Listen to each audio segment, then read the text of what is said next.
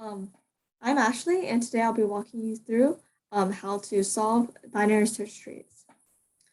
So, when looking at the instructions for this problem, they expect us to implement from sorted array for binary search trees. So, what this function is doing is that it's when given an integer array, we want to construct a balanced binary search tree containing every element of the array.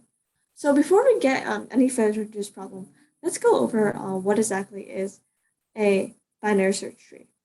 So a binary search tree is a tree where each node has at least or at most two children. So it has 0, 1, or 2 children, and every child on its left is less has a value less than or equal to its value, and then every value on the right has a value that's greater than or equal to its value.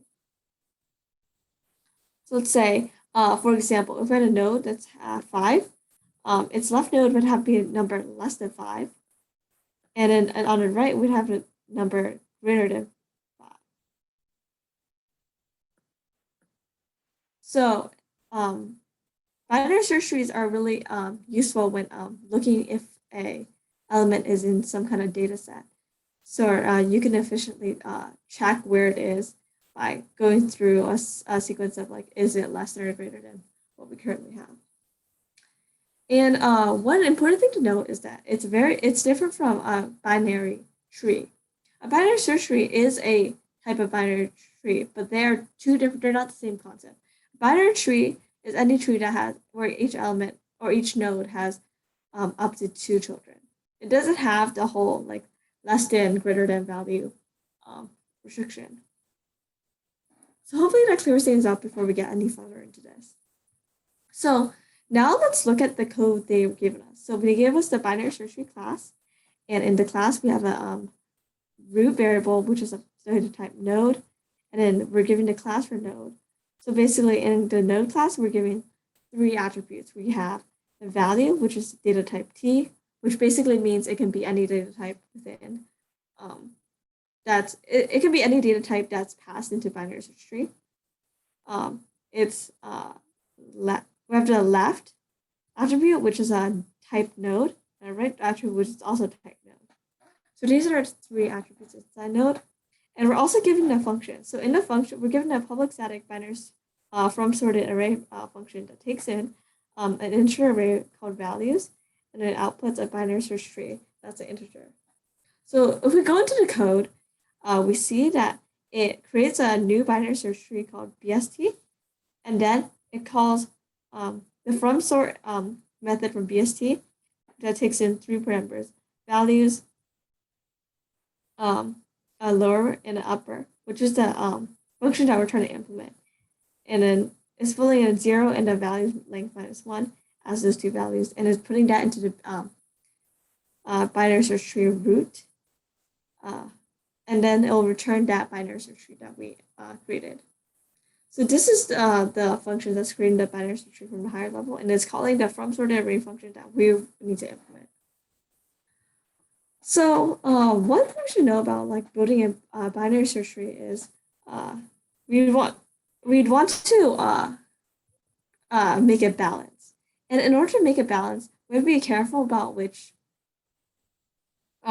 elements we arrange as a root and which ones we arrange as children. So let's take, for example, 3 elements, 3, 4, 5. So there are multiple ways you can arrange these 3 elements into valid binary search trees. We could put 4 up here and have 3 be on its left, and 5 be on its right, or we got 5 up here, 4 be on its left, and 3 be on its left.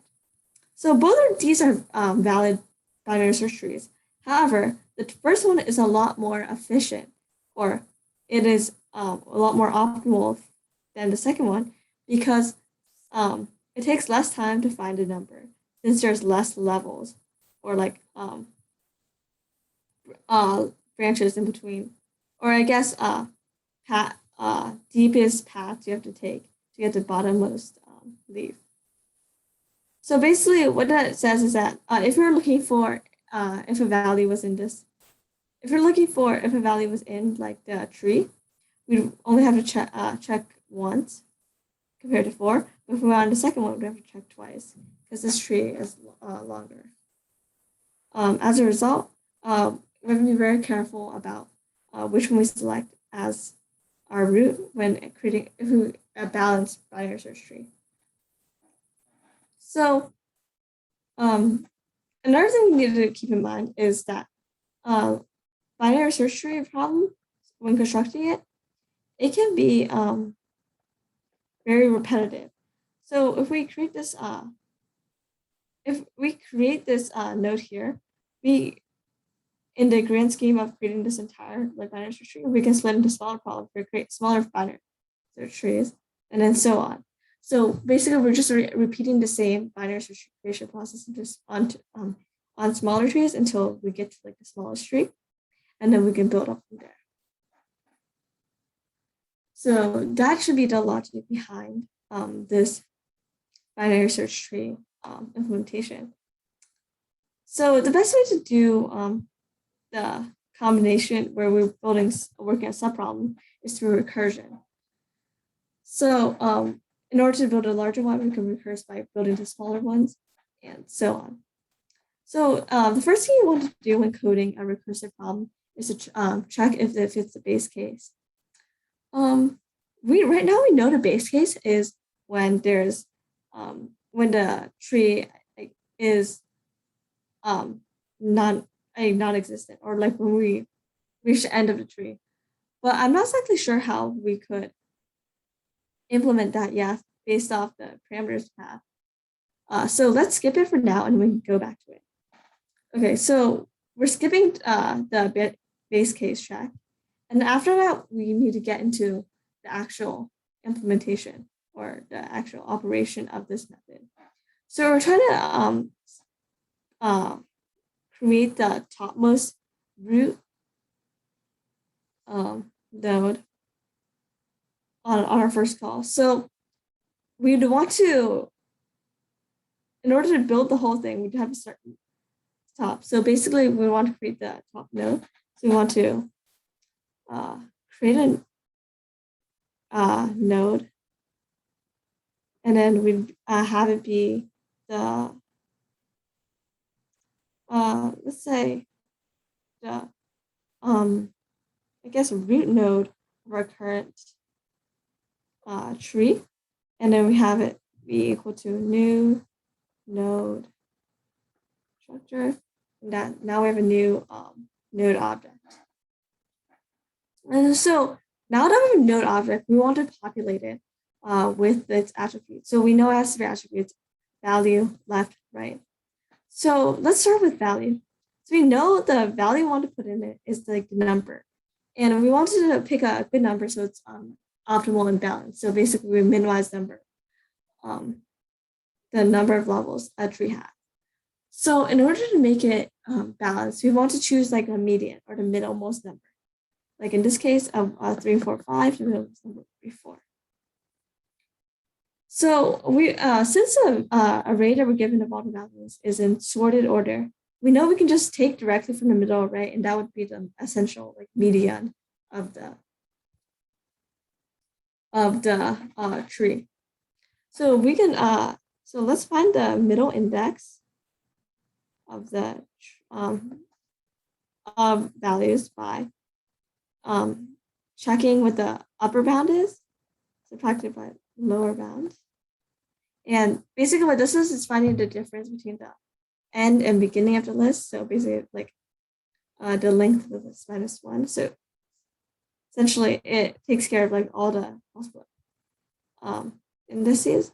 And we want to divide by 2 because we only want to find the middle instead of finding the whole range. And we want to add lower to it in order to make sure we're within range of the array that we're looking for. We're make sure our window is correct.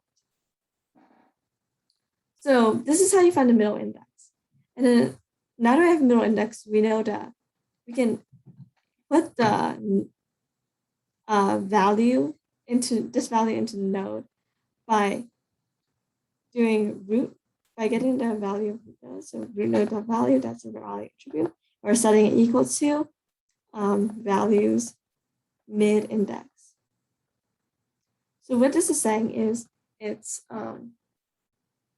taking the mid index, which is the index of the middlemost value, and then we're putting in two values, we're indexing the values of that. So that should give us the middlemost value, and we're putting that number into the root node.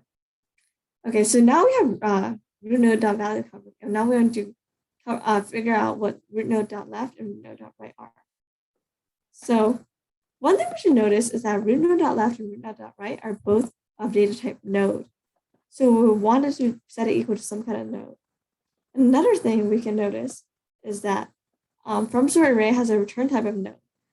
So that's suggesting that we could set the return type of from sorted array into the left and right calls. So if we're doing this recursively, we want to do from sorted array, call the same function again. And I'm going to quickly move this in order to make more space. And then we'd have three parameters. So first parameter we values. I don't see how values would change, so let's keep it like that. And then we have lower and upper. And right now, lower and upper are dictating the window that we're looking at. And right now, on the very first call, it's looking at the entire array. However, if we want to fill in the left subtree, we know every value left of the root node or of the current node has to be less than or equal to. So as a result, we would want to lower the upper bound. So the lower bound stays the same because we still want to look as low as possible. We want to lower the upper bound.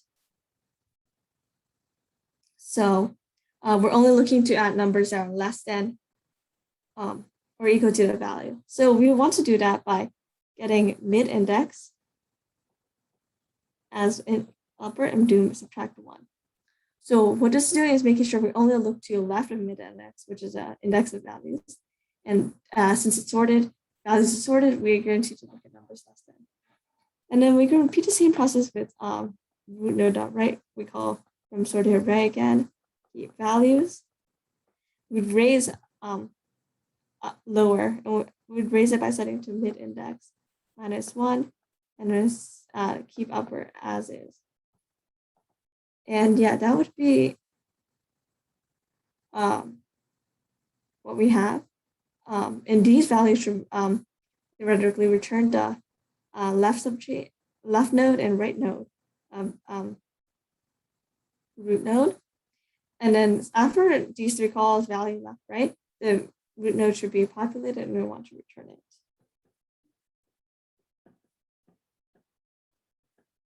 So now we finished the actual logic for our program, but we still have to fill in the base case.